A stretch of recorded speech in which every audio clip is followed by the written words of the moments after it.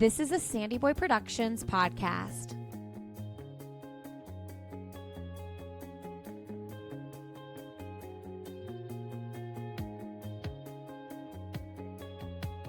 Welcome to Finish Lines and Milestones, a podcast for everyday runners. I'm your host, Allie Bretnacher, and if you run, you are a runner, and every runner has a story. Join me every Friday as I share these stories and we celebrate finish lines and milestones together. Before I get into this week's episode, I wanted to mention our sponsor. This week is Previnex. Previnex creates clinically effective supplements that promote longevity, performance, and everyday health. If you've been listening to this podcast for a while, you've heard me talk about Previnex. I've been using several of their products for months now, and the one I want to highlight today is their Gut and Greens Superfood Blend. If you're already taking another green, you should definitely compare it to Previnex because it's probably more expensive and filled with more junk. Previnex has only the essentials and is a lot less expensive than other greens on the market, especially for the quality of what we're talking about. And then if you're not in the camp where you already take a green and you're like, why would I do that, Allie?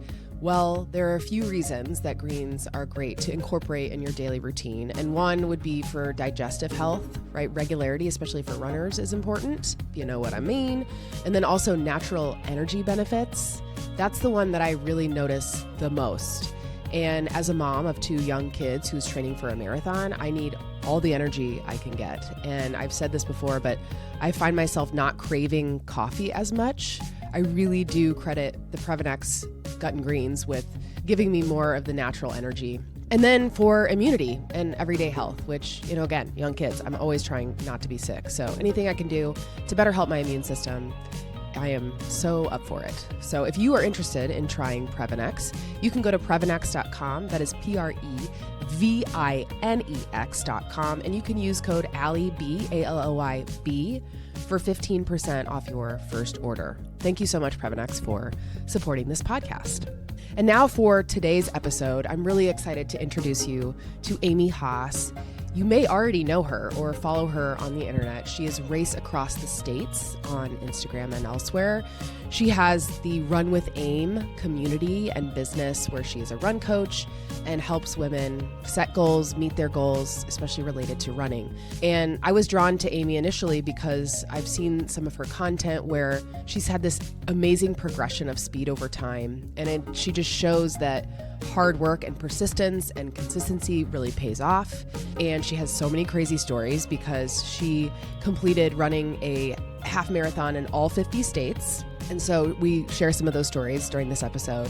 She is now working to tackle all the national parks. And so as I recorded this with her mid-July, about a month ago, she was getting ready to tackle the Cuyahoga National Park in Ohio, which was her 7th park. And there are 63 national parks, but she's giving herself time to do that and explore all of them. But so cool. Her journeys are amazing.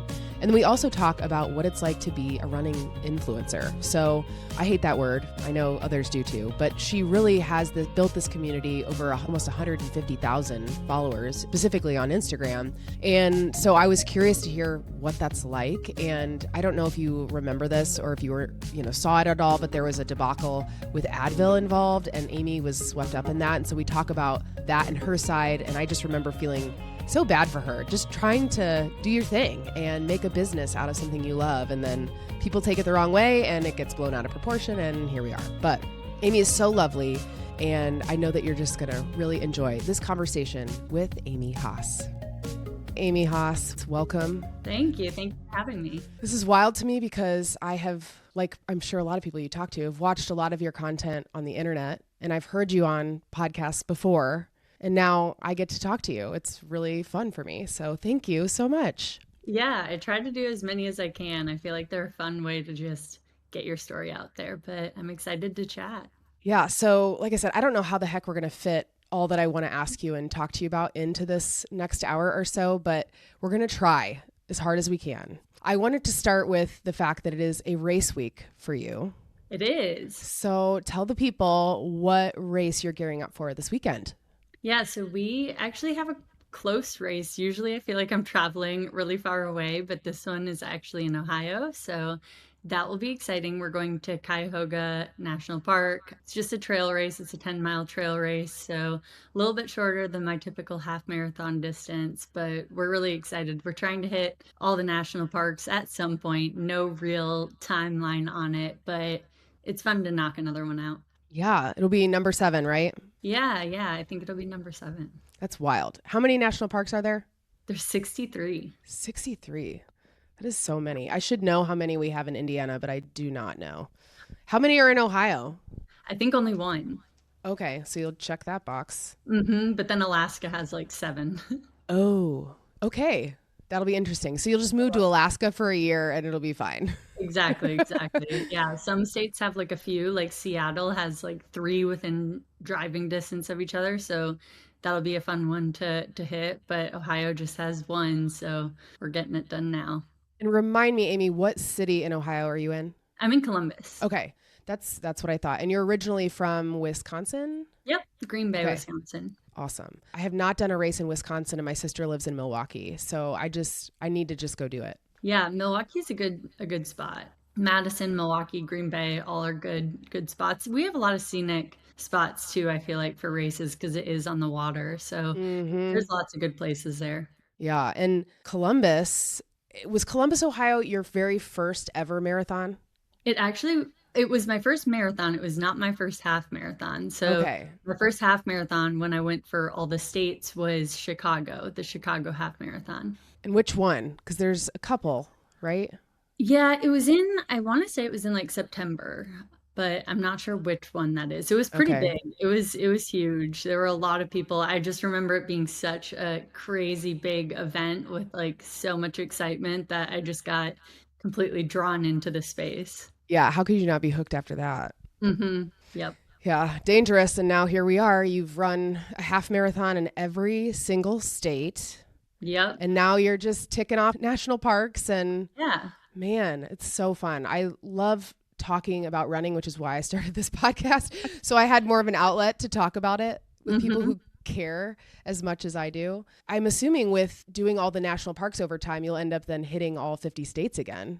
Is that fair? Yeah, a lot of them. I want to say there's at least 1 in every state, but I'm not 100% positive. They're kind of scattered. There's so many out west, which is great because I loved all the out west states. And there's like a lot in the really pretty spots that I would like to repeat anyway. So it's a great way to go back because when I did the 50 states, I wasn't as like thorough in my planning as I am now. I was like young, 20, like I was just signing up for these races, wasn't really looking into them, wasn't really seeing, whether they were in a fun location or whether there were things to do. It was just kind of like a free for all. So Yeah. some of the races, I feel like I didn't see the best parts of certain states or like the most like scenic areas. So it'll be cool to go back and actually see some of like the best areas. Yeah, I can only imagine. I have been to every state, but I've not run in Nice. every state. So I've visited them all. So I did my 50th half marathon in my 50th state. So not states overall, but I had done 50 total.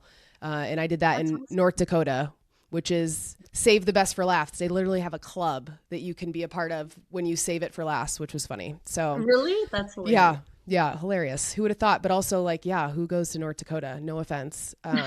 It was a great race. I did the Fargo one. I did that one as well. Yeah, it was really nice. So you've done mostly half marathons, correct? What do you Yep. have a spreadsheet for how you keep track of all these races you do, Amy? Because I feel like I would need one. So I have when one. I finished my last state, my mom put together like this presentation, if you will, of all of the states in the order with my finish times, everything. So my husband did a lot of research back into like all of my race times and everything to really gather all of that information. And I wish I had it somewhere that was like, I was like, you need to do a video podcast just like PowerPoint style, like this. Yeah. Okay.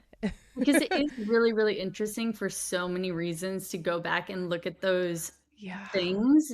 Like there's just so many variables when it comes to running that it's really fun to go back and be like, oh, you can see this trend getting faster, but you can definitely see all the spikes and like drops and all these things. And like here you can see where I was headed for a PR, but then had foot stitches. And here you can like, so like there's a lot Yeah. of just nuances to running that I feel like you could capture in something like that.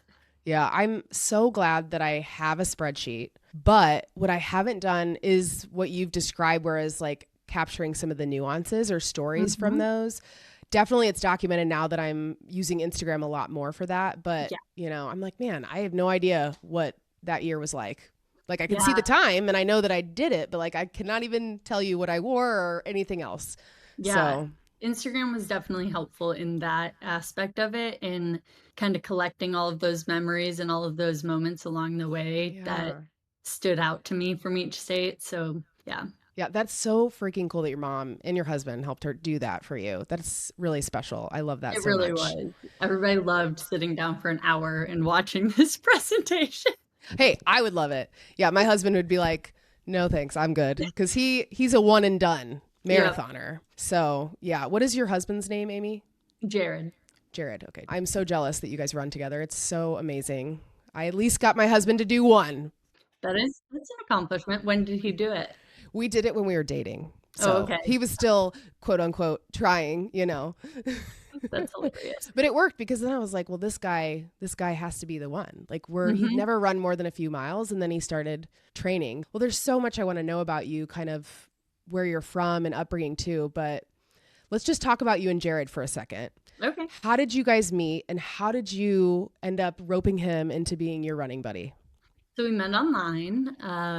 I had gone through a lot of bad dates, but somehow found him. It was ironic because we matched on one of the dating apps while I was away at a race. Like I had just left for the race and we matched.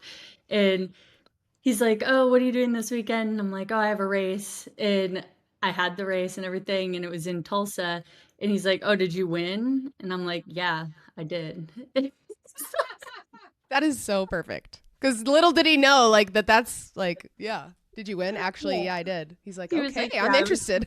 I was super intimidated by you. And I was like, oh, you don't have to be. But yeah, we met online. And then when did he start running? Let's see. He started running actually because for our honeymoon, I decided I wanted to go on a global adventure with vacation races, which is basically you go to a country, you run every day on different trails. They kind of guide you through the best areas. And the one that I wanted to go on specifically was in Croatia, and it was on a yacht, and you got to get off and run on the different islands. And when I showed him it, he was like, I will run for that. That is something I will train for. So that is what roped him in. And then he enjoyed it a lot. So he's been continuing to run for his own enjoyment now, but I make his running plans, so it works out well.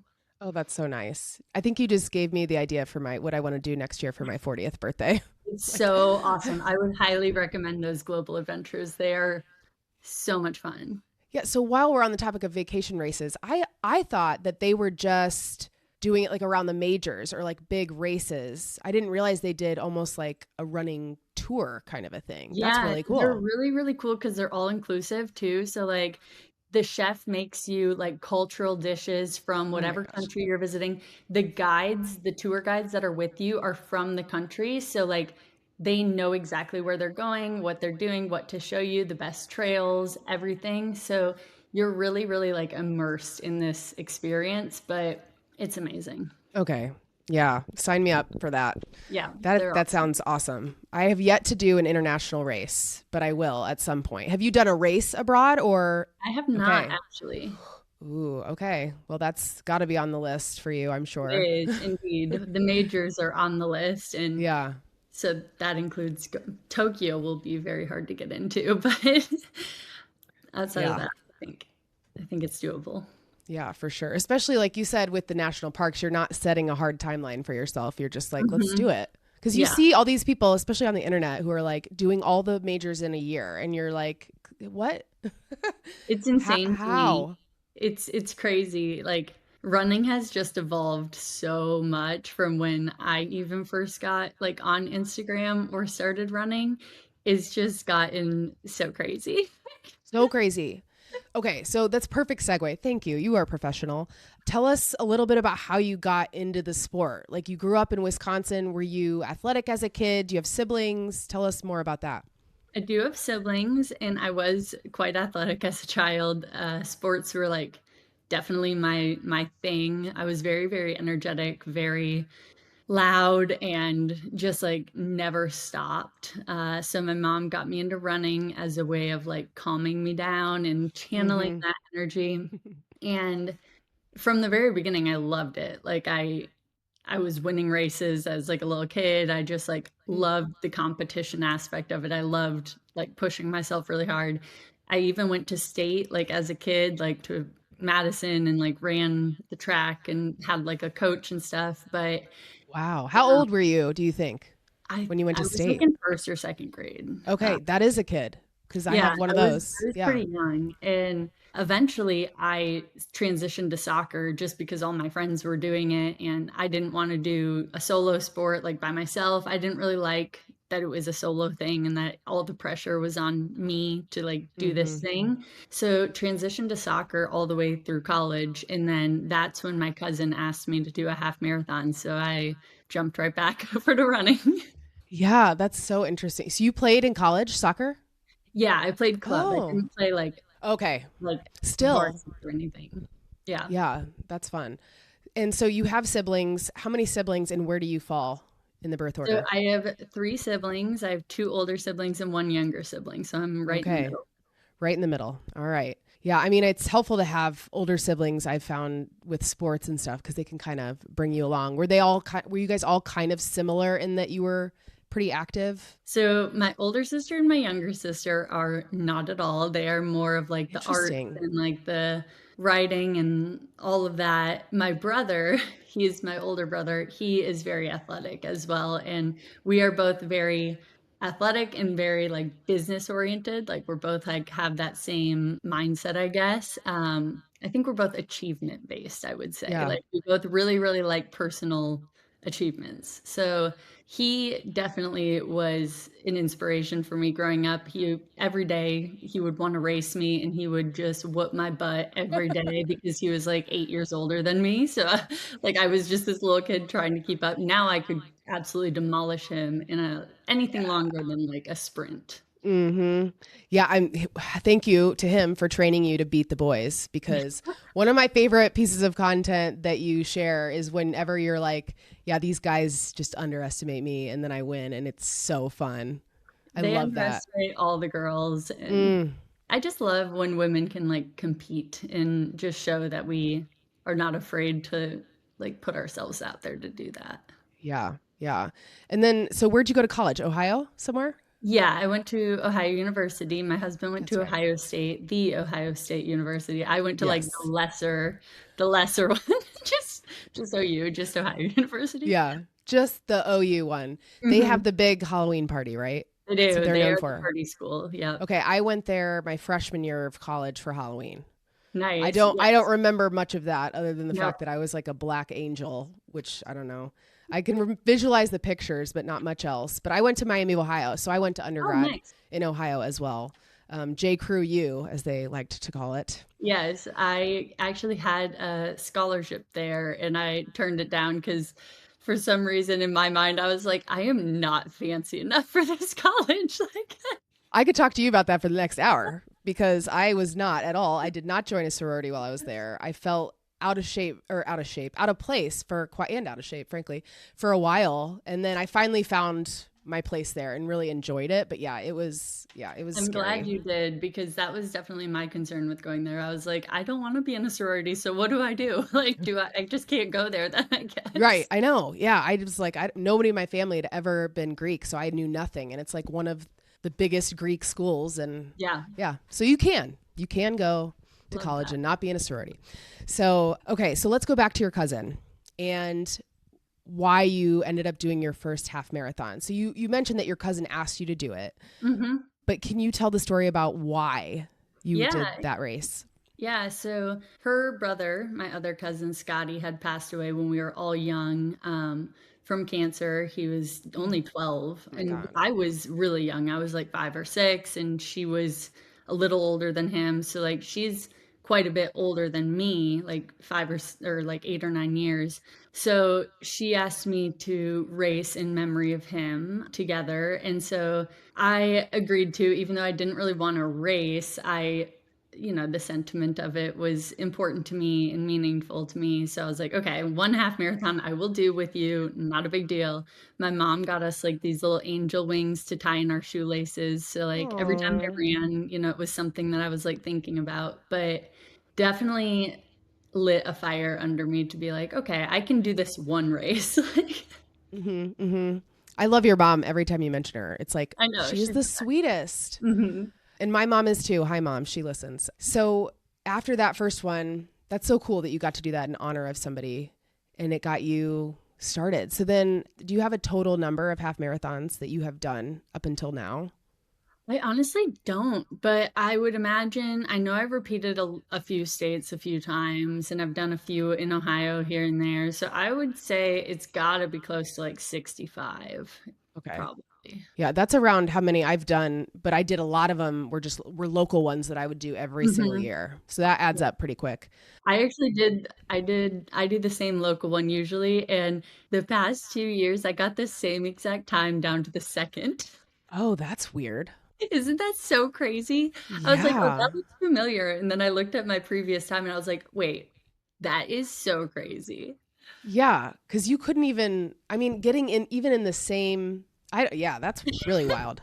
I That is a know. fun fact. It is a fun fact. Yeah. And when in that timeline did you first break the tape? Because one of the things that I find so inspiring about you, Amy, is that, you started like a lot of people do, like call it around like 2 hours and then you've made your way to breaking tape, which is incredible. So Yeah. what was that process like? Because obviously it didn't happen right away. No, no. Yeah, the progression of the actual progress that I made is super interesting to me because yeah, I started around 2 hours and like I wasn't doing anything to like really train or like, I was just I kind of would train for the race and then not train again. And I was pretty inconsistent when I first started. So I did like one half marathon a year for those first few years. So when I say it took me like 10 years to do the states, for those first 3 years, I was doing one per year. Like it was Right. like not, it was a slow burn for the Yeah. first little bit. And I didn't make that much progress for a while. And then I got to state four, which was Indiana. And that's when I Mm-hmm. decided like, hey, I think I'm actually going to try to do all the states. And that's when progress started happening a lot faster because I started racing a little bit more frequently and like training year round instead of just training for like one race, like for 16 weeks leading up to it. And Mm-hmm. once I started running more like consistently, I noticed my pace going down and like getting faster. But then I hit a very big like block around like 145 and I just could not get through it. It took me, I want to say like 10 or 15 races where I just floated around between like 150 and like 140 and I just like couldn't really like get out of that 140. Mm. And then all of a sudden, like years later, all of a sudden, I just like went way down. I took like 5 or 6 minutes off of my time, like in one race. And it was just because of those years of training leading up to it. But it all kind of like came at once. And that was really interesting to me because it really Yeah. shows that all that you're doing is paying off, even if you can't really see it right now. Right. I tell myself that a lot. Yeah, A it's so lot. hard to trust that, but Mm-hmm.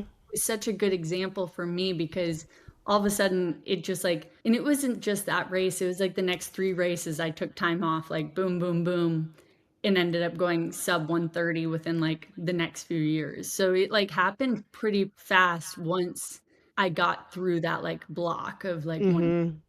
Well, and running, as you know, is so mental. So it's probably Mhm. partly a mental block because then once you did that, you're like, oh, your brain is like, oh, I can actually do that. Yeah.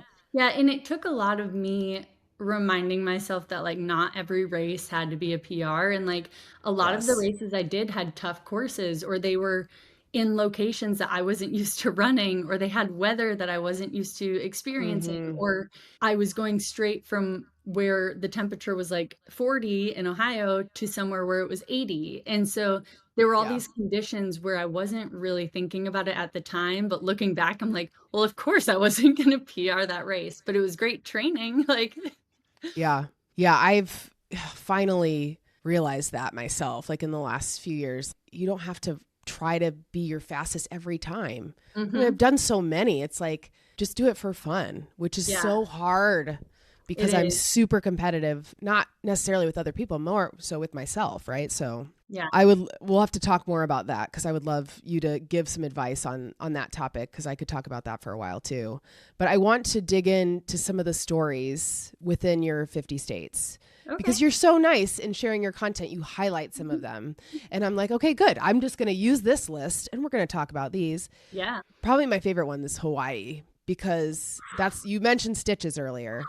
So please tell us the story of Hawaii, Amy. It's Oh my gosh. ridiculous. It's like, it's still frustrating to this day. So, going into Hawaii, you have to realize that I had been working towards a sub 120 for like 2 years at this point. And in February, so I was going to Hawaii in April. In February, I got a 120.30.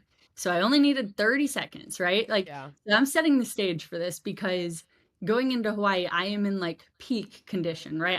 I know that it's within sight. I only need 30 seconds off.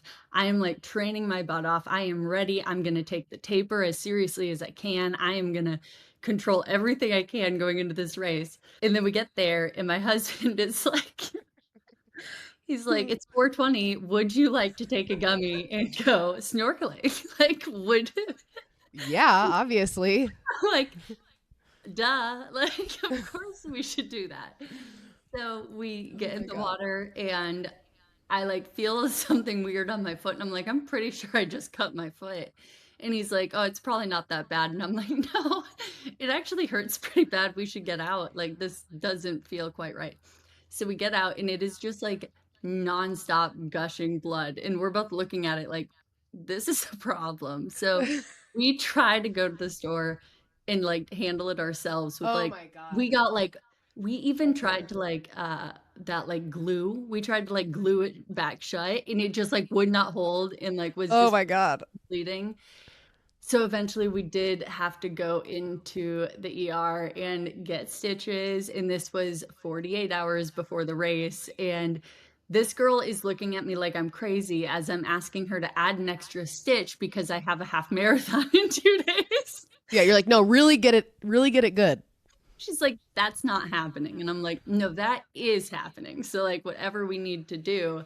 But the next day, like, I couldn't really even walk on it. So I'm like, I don't know if this is going to happen. We go to like bib pickup and I'm sobbing. I'm just like Yeah, so that's upset because we came all this way and I was so ready for this race. And yep, I did end up racing it and the stitches held up. It was very painful and like I paid for it for weeks because your gait changes, you change everything about your form to mm, compensate for that pain. And I knew that going into it. I knew I was gonna do it, but also I was gonna pay for it. And I did. And it's all that's worth it. so Looking crazy. back, it is fine. Well, looking back, you have like one of the best stories ever. It Like, was hilarious. never have I ever run a marathon after I got high and cut my foot on the coral in the ocean and then still did Like, it. moral of the story is if you're going to Hawaii, wear water shoes and Yeah. that's it. Yeah, that's wild. That is, oh my gosh. Okay, and then Jared proposed to you the night before one of your races. He did. What year was that? When did you guys get engaged? Oh, it's 2025. It would have been 2023. Okay. Yeah. Yeah. Because it was October and that sweet boy, he like told me we were picking out outfits for like a friend's wedding. And so we went and like got these outfits and like tried everything on. And then it turns out he was going to propose to me in them. So he was like, as we were getting ready, he's like, let's go up to the roof and like take a picture really quick. Like, you look so pretty. And I'm like, okay. And up there was like all these roses and stuff to propose to me. So it was very sweet. And I had a race the next day and he planned a brunch with all of our friends and family afterwards. And it was very sweet. Okay, like your mom and Jared. Yeah, Really, really, really great. that's pretty amazing. Okay, and so what race was that you did the next Columbus, day? Columbus. thankfully. Okay, because Thankfully of we were course, home. yeah, that makes sense. Okay, and then well, was this New York? Yeah, this was New York Marathon. So diverting from half marathons, you had been fighting for a sub 3 hour marathon Oh my gosh. going into New York, and then that was hell. It looked That like. was terrible. Yeah, so you go try to run your fastest marathon, and you end up running your slowest marathon. Yeah, yeah. So I ran my first marathon in Columbus, and then I ran my second one in Boston, and it absolutely destroyed me. I was very unwell. Let's just say that. And then I went into New York hoping for a sub 3. I had been training really hard for it. I had like an 18-mile race like as one of my peak weeks where it was very clear that I could do the sub 3. Like I just needed to train right. And for whatever reason that day I went out way too fast. Those hills ate me up and spat me out. And I will say Jared played a role in this one as well. He was like, let's walk to this Italian restaurant. It's only like he like got it mixed up which location it was, and he had made us Mm. reservations. We ended up walking like 5 miles to this place the night before the race. And I'm like, just every step, I'm like, oh my gosh, this is gonna be bad tomorrow. And it was so hard. And I have actually never had a race like that where I've stopped on the course and like literally walked or even like just like stopped, Mm-hmm. right? And like I was crying. The only thing keeping me going was I knew my family was waiting in Central Park for me, and I like just really wanted to get there. But when I got there, at this point, I'm not even walking in front of aid stations. I'm walking behind them because I'm moving so slow that I'm like, oh, I can't just be parked in front of this aid station. What? Oh my gosh, that's crazy. My back hurt so bad. Everything was just breaking Mm. down because like my form was breaking down. Everything was breaking down. I definitely underfueled, which I learned my lesson immediately and changed everything about it the next time I raced. Mm. But yeah, that was a nightmare. Yeah, New York, I did that in 2018. It And was a hard it race. is, I didn't know, I'd been to New York and I was like, I've run in Central Park. It's flat. I had no idea until the day before somebody's like, oh, there's a lot of hills in Central Park. I knew there were the bridges, right? So I'd trained a little bit for elevation, but yeah, It it's a rough it go is a those last few it's miles. such a hard race. Like I feel like you hit 13 miles and it just gets so incredibly hard. And it's such like a hyped race too that I feel like it's so easy to go too fast and then you're just like paying for it the rest of the Yes. race. Yeah. Yeah. It's a great one to have done. Like, I'm definitely glad that I did it. You're probably like, I wish I could redo the first time I did that race. I just like the thing I'll say about the majors is like Hey, a quick break to tell you about a brand that I have used before and has sponsored this podcast, Cure Hydration. Cure is a brand that has optimal hydration with clean ingredients. There's no added sugar, it's plant-based, vegan, gluten-free, it's a female-founded brand, all focused on advanced hydration. And now they have a formulation that is just for kids. So I don't know about you, but anytime my kids see a Gatorade, they really love that stuff. And I would much rather give them something that doesn't have so much sugar. And in this case, no added sugar. Also, no artificial sweeteners or fake colors, just the hydration. And personally for me, my 8-year-old has had issues with getting overheated, even fainting. And her pediatrician recommended getting her more hydration, so using a supplement like a Cure. So we actually haven't tried the kids formula yet. I'm waiting for it to arrive. But if it tastes anything like the regular kind, I know my kids will love it because they have stolen that from me before. And the kids' flavors have things like pink lemonade and berry. I mean, obviously pink lemonade sold. My kids will surely love that. So if you want to feel good about giving your kids something that is actually good for them, go to curehydration.com/AllieB, ALOYB, for 20% off your first order. That's curehydration.com/AllieB for 20% off. Clean hydration the whole family will love. Now back to the show. the thing I'll say about the majors is like I wish we all would stop trying to PR at them because like that's not what they're meant for. Like they're meant as the celebration because you PR'd your last one, not because Yes. you need to PR this one. And it would just be so much more enjoyable because I feel Hmm. like there's so much expectation and like people are tracking each other. And when you set those lofty goals on those challenging courses, you're setting yourself up for disappointment. I Right. say And then you don't enjoy it as much, which exactly. sucks because it's such Exactly. a And then you look magical back and you're like, experience. well, I wish I would have just ran that for fun because Right. it would have been a lot better. Yeah. Well, it just blows my mind. People go to Boston and then try to requalify for Boston at Boston. Yeah. I'm like, I'm just trying to get my ass to Boston. And then that is my finish line. Like when I get there, I will do, I don't know, I'll just go, just do it, Yeah. Um, Boston was another hard one for me. I ended up in the med tent mm, after, and it was a whole disaster. yeah. For anyone who hasn't been in a med tent, I have, but tell people what that's like.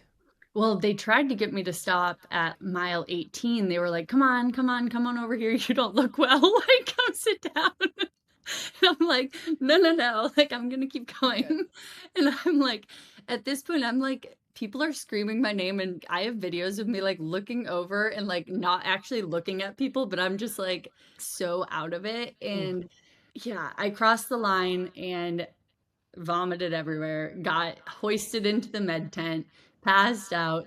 Like things around both my ankles because they were bleeding. They wouldn't let me have any water because what had happened was I had like taken in too much water and not enough fuel or electrolytes. And so they were really worried about, I think it's called like hyponatremia or something, where What? like your brain can swell and stuff because you've taken in too much water and not enough like sodium to balance it. So Wow. another note for fueling correctly, but they like put an IV in me and everything. And I just have to tell this because it's so funny. When I left the med tent, they forgot to take the IV out of me, and I found my husband and gave him a hug. And he's like, "What the heck?" And he's like, "You still have an IV in you." My lips are like purple. I have an IV in me. I have that gown thing over me. He's Yeah. like, "What is up with you? Looked like a ghost walking around Boston." You're like, just an everyday Monday, man. I'm here. What do you mean? That's wild. So did you go back to have him take it out or did you just take it out yourself? I went back and I would have too, because I would have been like, am I going to like bleed to death if I do this wrong? yeah, it's so gross. It's Oh so my gross. gosh. Yeah, that's wild. Well, and what I always, well, not always, I don't know if I've ever shared it on this podcast, but in med tents, don't take your temperature like in your mouth. So you probably don't remember that. No, I don't. I do not remember. I like barely remember because somebody else told me this and I was like, oh yeah, I think in New York, I have this vague memory now of that. So That's hilarious. oh, that's wild too. And then okay, gosh, you've run with Des. That's so I did. cool in That was Mississippi of all places. yeah, so for some reason there were a few other like really famous runners and I can't remember who they were, but I know that she was there because I was like, holy crap, this is crazy. But they had all come, I think it was part of like some kind of PR thing, but they were all there and it was super cool because you could see them all warming up, like they got off their bus and everything. And since I was in the starting corral, I was like right behind them, like right as we started. So like I got to watch them take off because they got to go like before everybody, which Mm-hmm. makes and then we took off and obviously I couldn't see them as I was racing because they were just like so far ahead, but I finished with enough time to like as they were cooling down there were only a few people who had finished and so like they're just hanging out there and I'm just like walking up like oh we just both happen to be in this recovery tent at the same time like would you like a picture Hello. with me? Yeah, would we like to? Yeah, that's so crazy. I have not ever met Des, and I hope to meet her at some point. I loved her book. I just think her whole like demeanor and vibe and outlook is just great. So I I'm jealous agree. of that experience. Yeah, And then there's a couple stories about breaking tape I wanted to cover. yeah. One was, well, first of all, the first time you ever broke the tape. So as somebody, and I bet a lot of people listening have never had that experience. So could you just talk about what that feels like?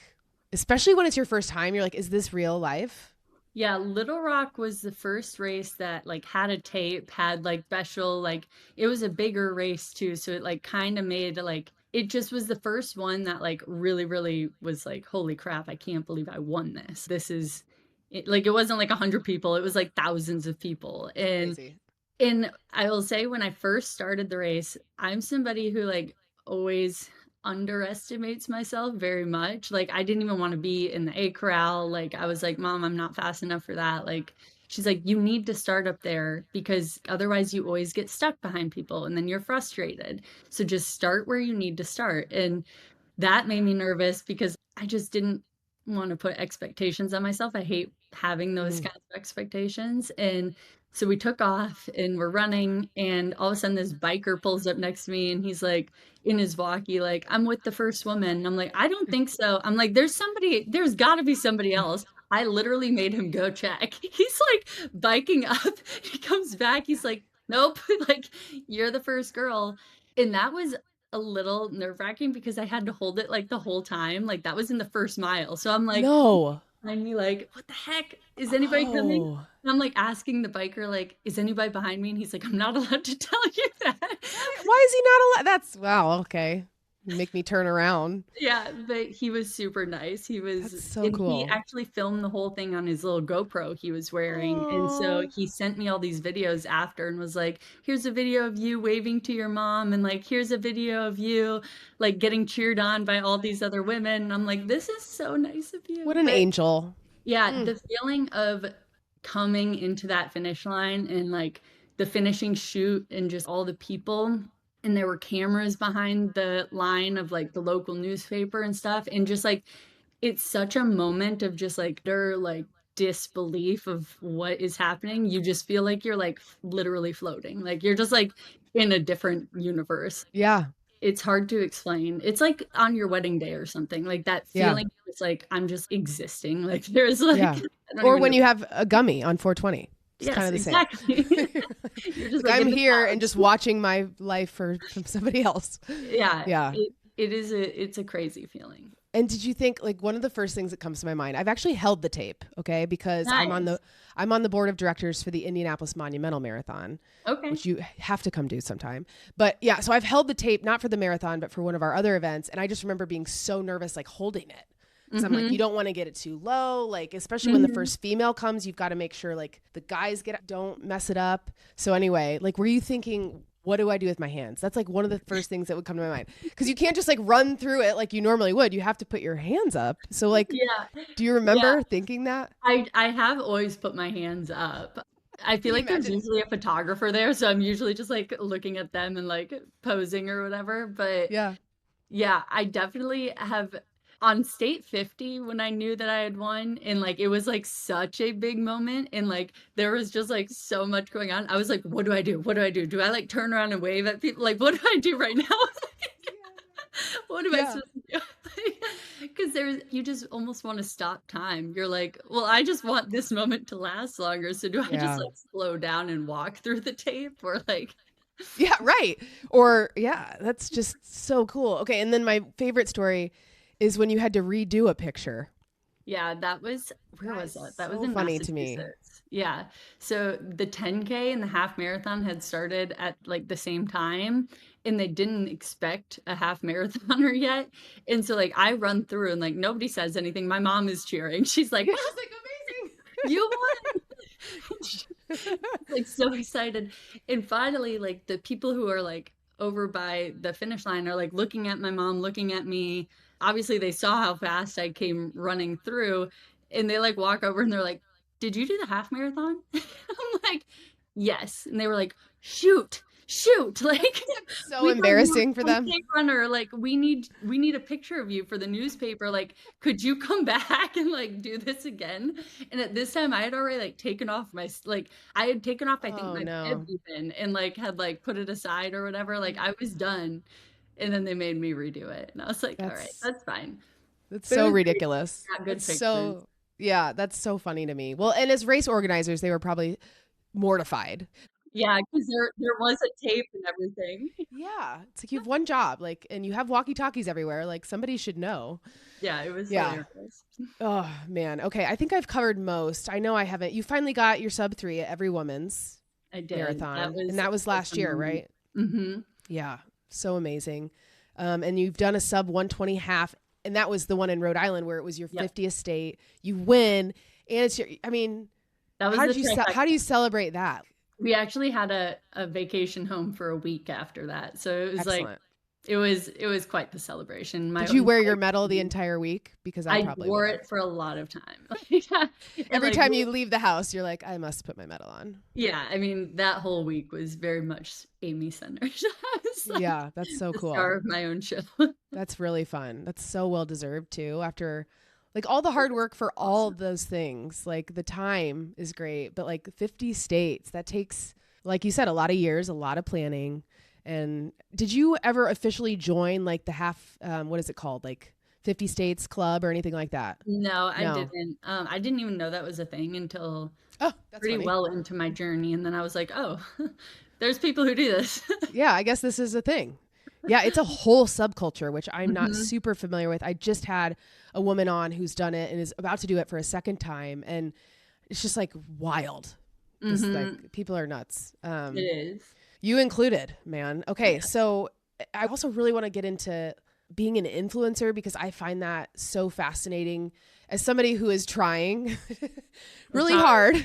It is so hard. And so let's talk about that journey because I really want to hear about how you mentioned getting on Instagram when you kind of first started running to document your journey, but just kind of walk us through that. Now you're at 144,000 followers. It's just, how many is too many too? Because I feel like at some point it's like starts to get scary, but okay. Tell us the story. How did you start? Yeah, I started it when I started the States and like, I didn't really do anything with it outside of, honestly, I swear I just like posted every state. Like once in a while I would like post a state because I did it. It was more of like a way for me to remember all the finish times and like everything like that. And so I started it with that intention and then started posting like a few more in between, maybe some training stuff, maybe some like runs, whatever. And I noticed people kind of starting to follow or like ask me questions and stuff about the states because they were intrigued, or like people from certain states would be like, oh my gosh, I live there. That's crazy.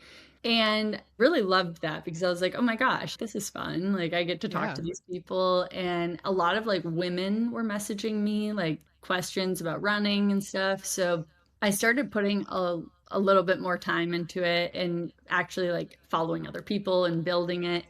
And it picked up pretty slowly at first, for sure. It was very hard. And it wasn't until I started making it a priority, like actually posting every day or like planning content and stuff, that things started kind of progressing. And it, like, I will say, if you're somebody who's trying to start an Instagram, it takes a few really viral posts, like to like all of a sudden break through that slump of where you're at. And then like you get to a new plateau because you go viral or whatever, you have a few really good posts and then you get to like a new level of normal, but it's always fluctuating. Like I feel like it's a tough game. Yeah. What was do you remember what your first viral post was about?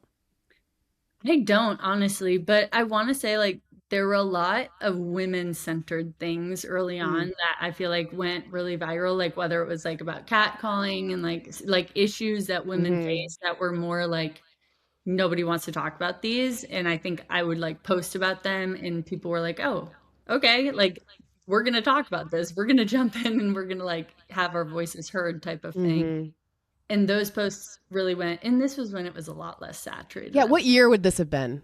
This was, I want to say this was like 2015, 2016. Okay. It was like a while. It was a while ago. It was wasn't. What year did you run the Indiana race? 2016, probably. Okay, 2016.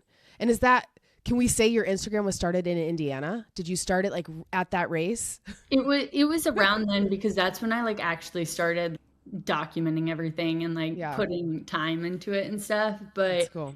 Yeah, I will say it was a lot different back then. The algorithm worked a lot differently. It's a lot smarter now. And I'm like, does anybody know how it works now? It changes all the time. It's so hard. It's crazy. But it is a lot of fun, especially if you just keep your head straight and remember that, you know, not everybody's going to love everything and that's fine. Yeah. Let them, right? Are you into Mel Robbins at all? I did read that book, I yes. did too.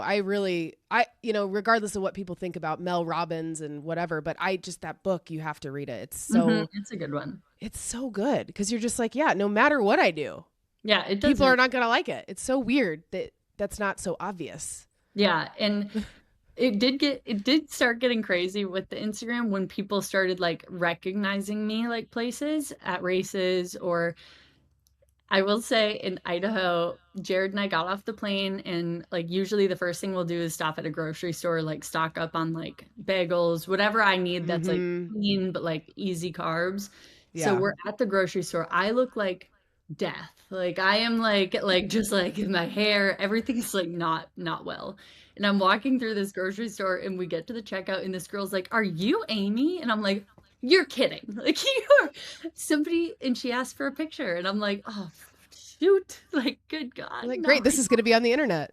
Yeah. Yeah, that's got to be hard because I tell you what, my daycare attire, when I drop my kids off places, like I look homeless most of the time. And that's, I guess hopefully not too offensive, but it's like, yeah, that's got to be hard because you're out and It is. about and And I'm yeah. not actually the most extroverted person. Like I definitely can be extroverted in Mm-hmm. certain situations. And like the reason I do so many podcasts is because it's actually pretty hard for me to like speak openly like this. And so when people come up to me, I'm actually pretty coy. Like I'm like actually pretty shy. So it's actually always so crazy to me because I feel like I'm not exactly what people expect because I'm just like, "Oh, Oh, hi. I mean, why yeah, are you saying that hi is to me? me.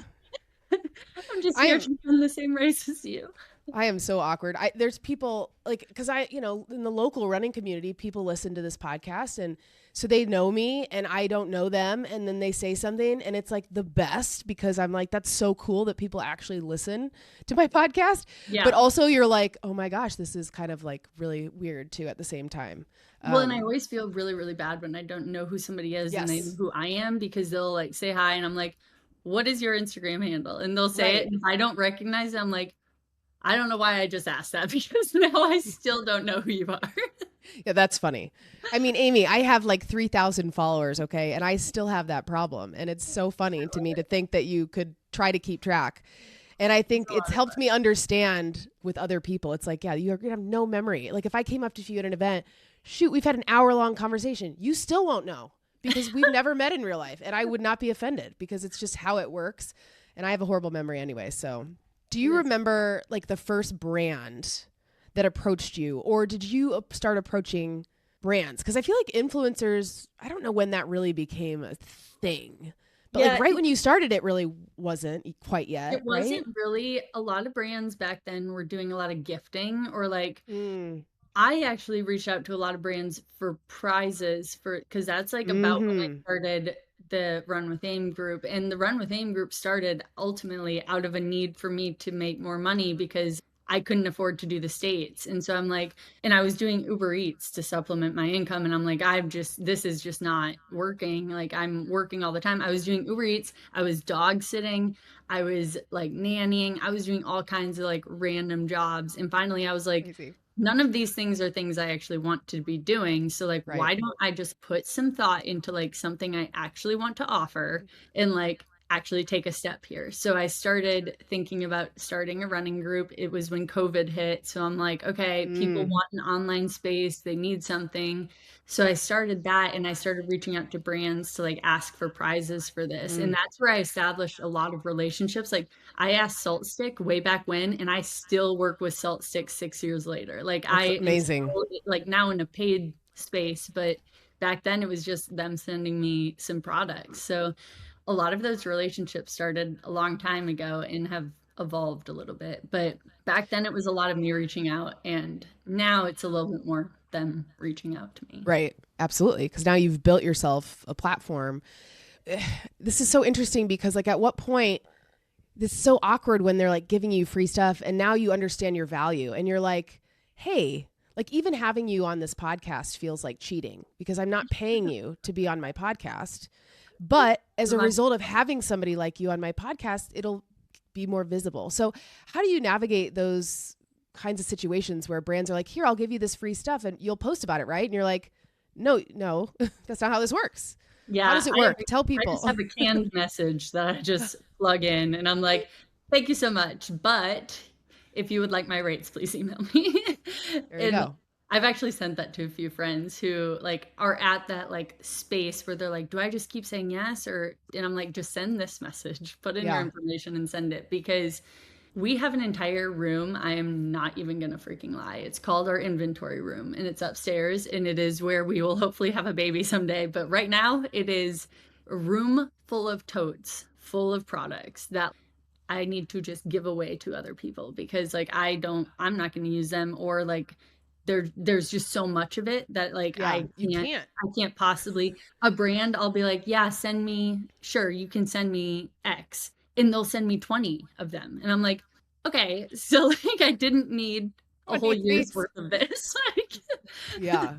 So, Yeah. but they do it in hopes that I will continue using it. And so Right. like what happens is you just end up with all this stuff. And I don't know if you know this, but like I actually have a full-time job outside of Instagram where I I do. am an influencer and affiliate manager. Mm-hmm. And I've had a few influencers who I have like booked for projects or whatever, or like asked if we could gift them stuff. And they're like, out of like respect for the environment, no thanks. Like, and I'm like, you know what? That is such a good, I'm stealing that and like incorporating that because you're so right. Like, we need to like stop saying yes to these things that like are no's because we're just wasting stuff. Like, Yeah. it's like not good.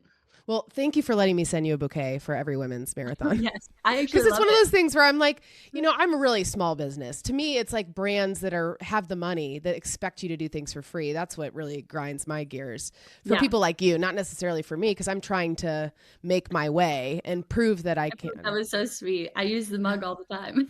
I saw you use it. I was like, oh my God, I made that. It's so It's my fun. favorite mug because it's bigger than all the other mugs. You should see how many I have in my cabinet. It's I love it. embarrassing. Yeah, they barely fit. I can't believe I only have a short amount of time with you. I don't know.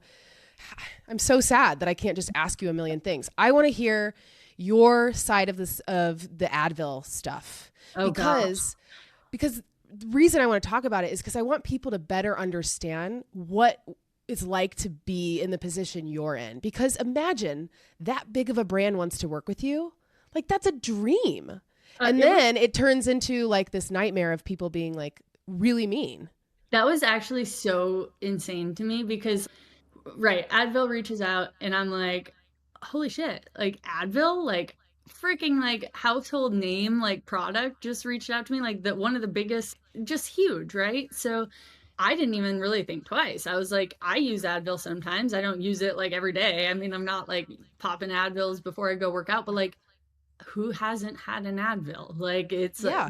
that was my I didn't even think about it in terms of anything except for like, oh, this will be easy to integrate. Like everybody Yeah. has an Everybody Advil. uses Advil. Yeah. Like, this is pretty everybody in the like US has Advil in their closet. So like Yes. there's a billion contexts that I could create content for this with. And then, they send you a brief, and the brief is checked so strenuously because they are a medical brand. So, like, Yeah. it's very specific what you can and can't say, what you can and can't do. I couldn't even take the product on screen because of like all of these things. Like, there's just rules you have to follow, right? Yeah. So all of that happens. I follow all the rules. Creating content can be really, really hard in that way because you have to use brevity. Like you can't like be like, and here are all the disclaimers. Like, do not take like you're certainly not going to do that in a reel. Like it's a short form video, right? Yeah. So I didn't think none of that even crossed my mind until the content came out. And then when people were like really kind of drilling into me with questions, obviously at that point I paused and was like, okay, one, I hate the fact that people are assuming I thought of this before this happened because no part of me was like, yeah, I should assume that people are going to think that I'm saying to That'd be great. Yeah. to take this every day or to like the things that people are Oh bringing up. my I'm like, God. do you think influencers sit there and think like, okay, if Bobby Joe says this, like I need to account for that in my content before I even know what they're Yeah. going to say. No. Like all of that just was what it was. But I will say at the end of the day, like I did understand the concerns that people had. And so I opted to take it down because I was like, Yeah. that was my bad for maybe not thinking of the context, but Mm, also like not really because like I couldn't have no. possibly thought of all those contexts. But at the end of the day, I was like, this just isn't worth it. Yeah. It's so intense what you went through. Like, and I think most people just can't even understand They how, can't and understand, like, yeah. the next day when, like, when it was, like, really starting like, Mm, everybody was making content about it and, people are DMing you like, "Oh, I didn't mean it about you," and I'm like, "No, no, no, no. When you bring it up, you attack yeah. everybody who is involved. Yeah. Like, I'm Yeah. sorry if you're attacking, somebody else, like, that's not fair either, and if you don't think I wanna be attacked, why would I support you attacking somebody else? Like, that's just ridiculous. People. So, my issue with the whole thing was more so people jumping on the bandwagon just to be a part of the conversation and not Right. taking into account how painful it is to have everybody talking about you when you sign on to social media, Right. In and something that was like a dream opportunity. Like this is a household name. To your yeah. point, it's like, It just got taken so out of context that I yeah. think it was really hard for me to understand, like, how out of context it got taken, and there were so many people in the medical space messaging me like, "This is absurd." Like, "This is getting so out Yeah. of hand." Yeah. They're like, people are just, I don't, yeah. And people see one thing that somebody said, it just amplifies it. And it's like Mhm. an absolute nightmare. Okay. There's so many other things I want to talk to you about because Bitch Sticks is a local company Love them. and you work with them. And I just love them so much. Emily and Kelly. Oh, Yeah, they're just they're lovely great. people. Great product. I'll talk about that more outside of this interview. Gosh, you've got like 35 codes live right now with all the brands you work with. I love that you're also working with, perhaps people a little bit bigger than me, right? To figure out how to navigate the space. That's such a need. I would love to Yeah. talk to you more about that for other stuff that I do, but I have to ask you the end of the podcast questions because you have a meeting and I don't want to be the person that's like just babbling Sorry. on while you're like, I have to go, Allie, shut up. Oh, so I'll ask you them and we can make it quick. So favorite running mantra and or song? The mantra I've always used ever since I started running was the, like, "She believed she could, so she did."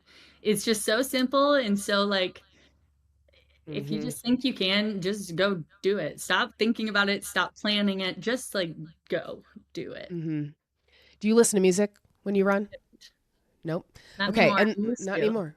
I used to too. And now I've kind of dabbled in the not listening. It's kind of fun. And then Mhm, your next finish line is obviously this weekend mhm. in Ohio. I forget how to say the name of the park. Cuyahoga. Cuyahoga. It looks like it's by a ski resort. Hmm, I did some looking because I was like, I this did some looks a digging little last week. hilly. Yeah, I was it like, probably will huh. be. Yeah. So, and then obviously I'd be remiss if I didn't tell you, like, I have all the warm vibes for you becoming a mom. That's been a Thank really you. hard journey for you. I've not personally been through it, but obviously know people affected by that. And so just know that I'm praying for you and Jared. And I can't wait until you share that good news. I will I be so know, me excited for you too. guys. We're trying to Yeah. stay positive. It is very, very hard, but hopefully will be worth it. Yes, it will be for sure. Well, thank you for doing this, Amy. I Yeah. appreciate your time so much. And thank you to everybody who's listened and happy running. If you enjoyed this episode of Finish Lines and Milestones from Sandy Boy Productions, please be kind and share with your friends. Give me a rating or review. That really helps spread the news about this show. And if you like this show, you may like other shows that are in the Sandy Boy Productions network. Of course, the original, I'll Have Another with Lindsay Hine podcast with Lindsay Hine. Then there's also my show, and then 2 more related to running. Miles with Moms podcast, which is hosted by 4 moms, and then the Trail Network, all things trail and ultra running. So give those a listen as well, and I can't wait to see you next week. And if you don't already, you can follow me on Instagram. I'm Allie, ALLY, T Brett, BRETT, Allie T Brett _runs. See you next week.